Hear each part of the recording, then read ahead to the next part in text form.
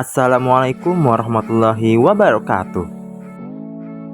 Kembali lagi di channelnya Hairul Umam, tempat menggali lebih dalam tentang sejarah dan konflik yang membentuk dunia kita pada hari ini. Pada episode kali ini kita akan membahas konflik tegang dan panas yang belum selesai hingga saat ini, yakni masih pada edisi aksi teror hingga sejarah perang di Semenanjung Korea. Stabilitas regional sangat tergantung pada interaksi diplomatik yang baik antar negara-negara di kawasan tersebut. Meskipun nasionalisme dapat memperkuat identitas nasional, namun harus dikelola dengan hati-hati agar tidak memicu ketegangan regional.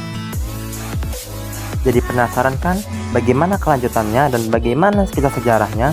Mari simak video pembahasan berikut ini.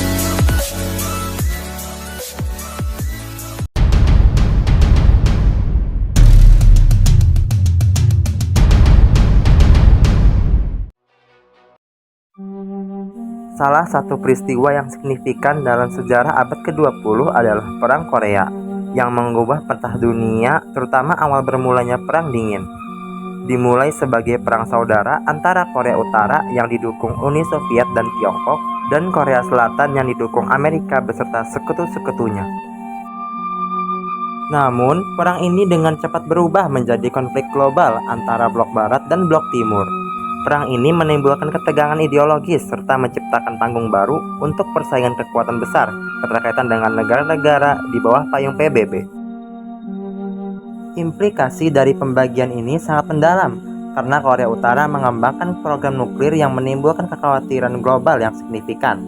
Dukungan militer dan ekonomi kedua Korea telah mengalihkan fokus dari kepentingan ekonomi ke dominasi politik, yang makin mempersulit diplomatik untuk mengekang ambisi nuklir Korea Utara. Pembagian Korea terjadi setelah Perang Dunia Kedua ketika sekutu membebaskan Semenanjung Korea dari penguasaan Jepang. Sebuah kesepakatan dibuat antara Amerika Serikat dan Uni Soviet untuk membagi wilayah pada garis lintang ke-38. Perundingan 6 pihak dimulai dengan tujuan utama mencegah Korea Utara mengembangkan senjata nuklir demi membina keamanan dan stabilitas di Semenanjung Korea, serta memberikan insentif bagi Korea Utara untuk menghentikan program nuklirnya.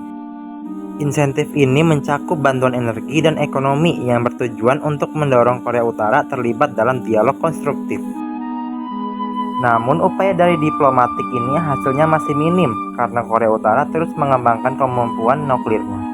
Perundingan ini dimulai pada tahun 2003 untuk mencapai dua tujuan, yakni menyelesaikan masalah nuklir Korea Utara dan ciptakan perdamaian di Semenanjung Korea. Perundingan ini melibatkan Korea Utara, Korea Selatan, Tiongkok, Amerika Serikat, Jepang, dan Rusia.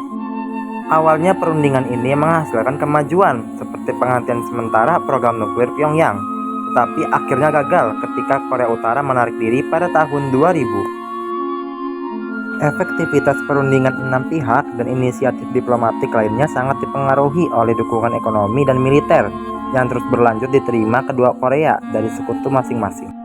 Korea Utara terus menerima dukungan dari blok komunis, sedangkan Korea Selatan didukung kekuatan barat. Dinamika ini telah mengalihkan fokus kekuatan global dari kepentingan ekonomi ke politik, yang makin memperumit lanskap diplomatik seputar program nuklir Korea Utara. Persaingan ideologis antara Amerika Serikat dan blok komunis tetap menjadi faktor pendorong dalam interaksi yang mempengaruhi efektivitas negosiasi. Dinamika politik yang konstan dihasilkan dari kekuatan besar seperti Amerika Serikat dan Cina terhadap kedua Korea.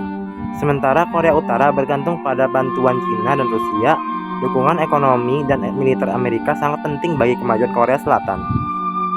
Intervensi ini meningkatkan ketidaksepakatan ekonomi dan politik serta mengganggu stabilitas global dan regional. Jepang sebagai tetangga memiliki kepentingan pribadi dalam stabilitas regional dan mendukung gagasan penyatuan kembali Korea. Namun Jepang juga berhati-hati terhadap meningkatnya nasionalisme Korea yang dapat mengancam dominasi ekonominya di kawasan tersebut.